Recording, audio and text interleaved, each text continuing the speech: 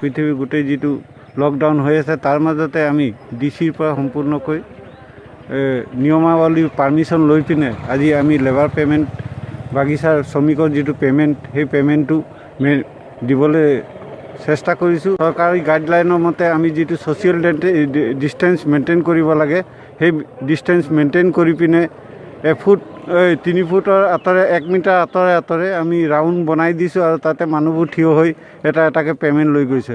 লগতে আমি বাগিচা কৰ্তৃপক্ষৰ তৰফৰ পৰা আমি সকলো শ্ৰমিকৰ লগতে তেওঁৰ পৰিয়ালক আমি মাস্ক বনাই ডিষ্ট্ৰিবিউশ্যন কৰি আছোঁ। পে'মেণ্ট লোৱাৰ আগতে হাত ধোৱাৰ ব্যৱস্থা কৰি দিছোঁ। এই মানুহবিলাকে পে'মেণ্ট ল'বলৈ যাওঁতে হাত ধুই পিনে পে'মেণ্ট লৈছে আৰু তেওঁলোকক এইটো উপদেশ দিয়া হৈছে যে ঘৰত গৈ পে'মেণ্টটো পইচাখিনি থোৱাৰ পিছত পুনৰ হাত ধোৱা আৰু বাগিচাৰ মানুহখিনিক আমি যিমান সঘনাই পাৰি হাত ধুবৰ কাৰণে আমি উপদেশ দি আছোঁ।